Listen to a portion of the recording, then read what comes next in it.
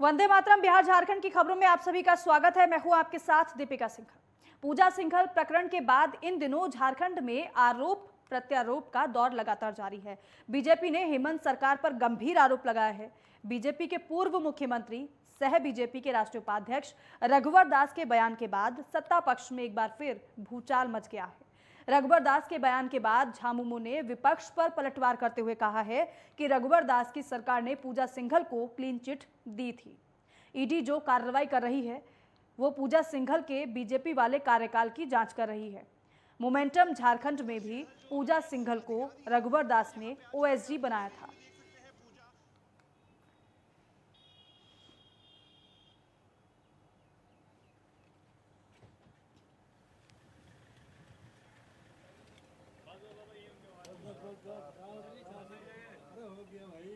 High court में interference होने के बाद ईडी मामला लिया, उसी में रामविरोध सिन्हा गिरफ्तार हुआ। रामविरोध सिन्हा का बयान आया पूजा सिंघल के खिलाफ, तब पूजा सिंघल का साक्ष्य मिला, तब कल अभियोग जानकारी रखो भैया। उन्होंने कहा कि मैं विचारधारा और आदर्शों की राजनीति करता हूं।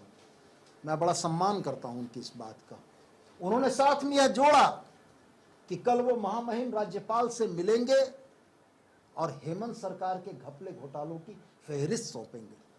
मैं आपके माध्यम से उनसे आग्रह करना चाहता हूं कि कल महामहिम राज्यपाल से जब वो मिलें तो एक पन्ना उसमें और रहना चाहिए। वो पन्ना शुरू हो मैनहर्ट से, वो पन्ना की अगली पंक्ति हो टॉफी और टी शर्ट से, उस पन्ने की अगली वो पंक्तियां हों कि पूजा सिंघल को क्लीन चिट कैसे मिली।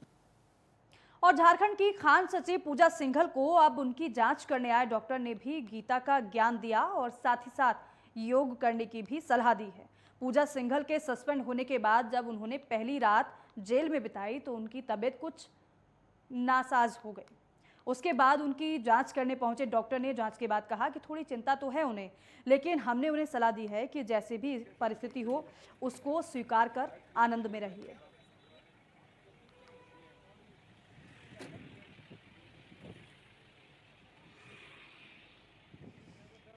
और देखिए, झारखंड के बाद अब कांग्रेस राजस्थान में चिंतन शिविर कर रही है और इस चिंतन शिविर पर व्यंग करते हुए बीजेपी के प्रदेश अध्यक्ष दीपक प्रकाश ने कहा है कि कांग्रेस अपने गिरते हुए जनाधार से चिंतित है और इसीलिए वो चिंतन कर रही है। जब जनता ने तो उन्हें देश से उखाड़ फेंकने का काम किया है। इधर दीपक प्रकाश ने के जवाब पर पलटवार करते हुए कांग्रेस के प्रदेश प्रवक्ता राकेश सिन्हा ने कहा है कि कांग्रेस पार्टी आने वाले चुनाव 2024 के लिए चिंतन मंथन कर रही है। बीजेपी जानती है कि देश की जनता एक बार फिर कांग्रेस को 2024 में बड़े बहुमत देने वाली है, लिहाजा बीजेपी इस बात से डरी हुई है, इसीलिए बीजेपी इस तरीके की बात कर रही है।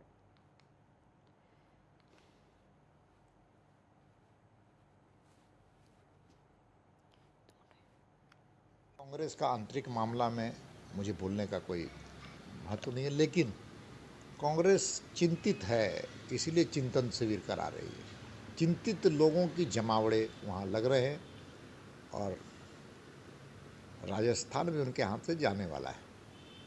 पूरे देश में अब चिराग जला करके चिराग से भी कांग्रेसियों को खोजने की ज़रूरत पड़ेगी, तो कांग्रेसी नदारद होंगे। देखिए, हमें यह लगता है कि चिंतन शिविर हो रहा है कांग्रेस पार्टी का, और चिंता हो रही है पूरी भारतीय जनता पार्टी को। चिंता इसलिए हो रही है भारतीय जनता पार्टी को क्योंकि भारतीय जनता पार्टी खुद ट्विटर और राजभवन तक सीमित होकर के रह गई है, और जिस प्रकार पूरे देश में ये नफरतों का एक जाल बना करके अपनी स्वार्थ पूर्ति कर रहे हैं, तो स्वाभाविक तौर पे उन्हें चिंता हो रही है कि इस चिंतन शिविर से कहीं हमारी नफरतों का जो द्वार इन लोगों ने खड़ा करने का प्रयास किया है वो धाराशाही ना हो। और खनन पट्टा मामले में झारखंड के मुख्यमंत्री हेमंत सोरेन की मुश्किलें कम नहीं हो रही है। आगामी 17 मई की तारीख सीएम सोरेन पर लगे गंभीर आरोपों को लेकर अहम मानी जा रही है। इस दिन कोर्ट खनन पट्टा मामले को लेकर सीएम के खिलाफ सीबीआई जांच की याचिका पर सुनवाई करेगा। वहीं इससे पहले चुनाव आयोग ने खनन पट्टे से जुड़े आरोपों पर जवाब देने के लिए 2 मई को सोरेन को नोटिस भी जारी किया था।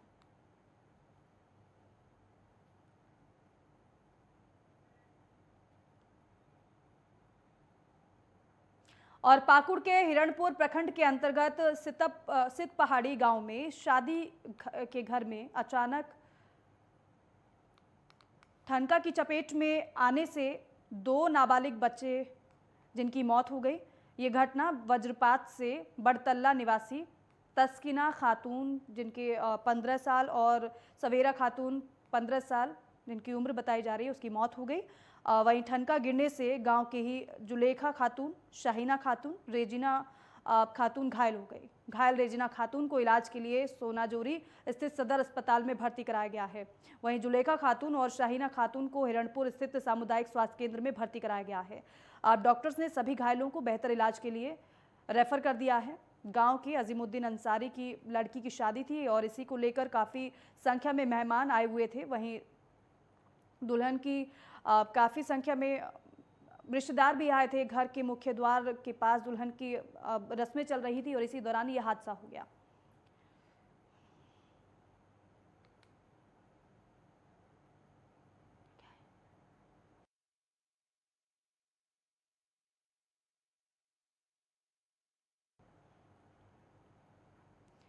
और गुमला के 3 प्रखंडों में कल पंचायत चुनाव के प्रथम फेज का चुनाव होना है। गुमला प्रशासन की ओर से जिले के पॉलिटेक्निक कॉलेज को सामानों की डिस्पैच का केंद्र बनाया गया है, जहां से सुबह से ही कर्मियों को उनके बूथ के लिए रवाना किया जा रहा है।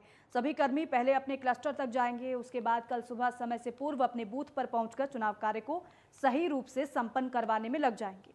मतदान कर्मियों का उत्साह काफी बढ़ा हुआ है।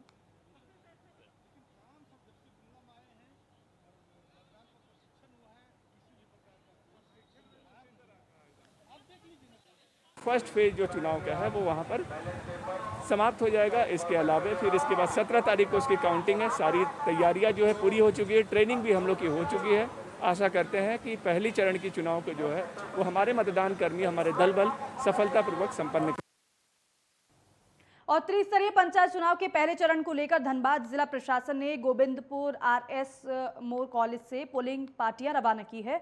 पहले चरण में धनबाद जिले में पूर्वी टुंडी और तोपचांची क्षेत्र में मतदान होना है। चुनाव को लेकर जिला प्रशासन ने सुरक्षा के पुख्ता इंतजाम किए हैं।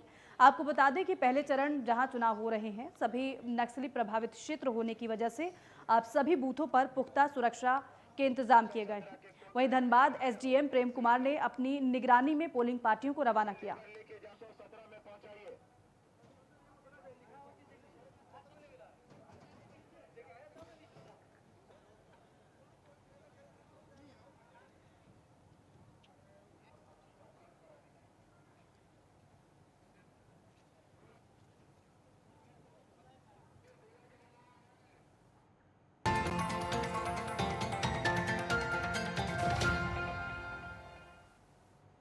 ब्रेक के बाद स्वागत है आप सभी का। मुख्यमंत्री नीतीश कुमार सुपौल के बीरपुर में फिजिकल मॉडलिंग सेंटर और कोसी पूर्वी तटबंध के कई स्पर का उन्होंने निरीक्षण किया।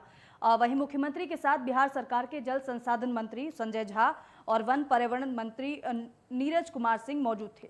वहीं CM सड़क मार्ग से बीरपुर में बन रहे फिजिकल मॉडलिंग सेंटर का निरीक्षण करने पहुंचे, जहां मीडिया कर्मी को फिजिकल मॉडलिंग सेंटर के गेट पर ही रोक दिया गया। आपको बता दें कि कोसी में 15 जून से 15 अक्टूबर बाढ़ अवधि घोषित कर दी जाती है और इस दौरान कोसी में कार्यरत सैकड़ों अभियंताओं को अलर्ट मोड में रखा जाता है।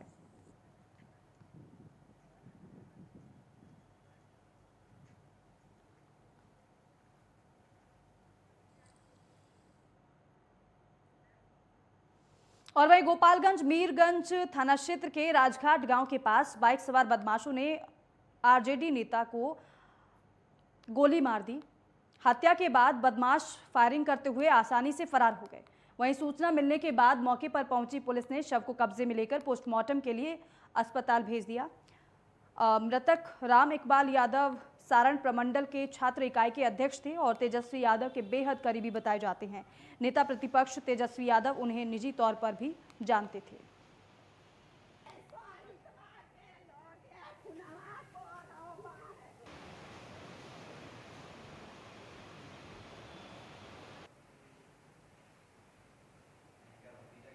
तो राजघाट गांव के पास की ये वारदात बताई जा रही है। शव को पोस्टमार्टम के लिए हालांकि भेज दिया गया है।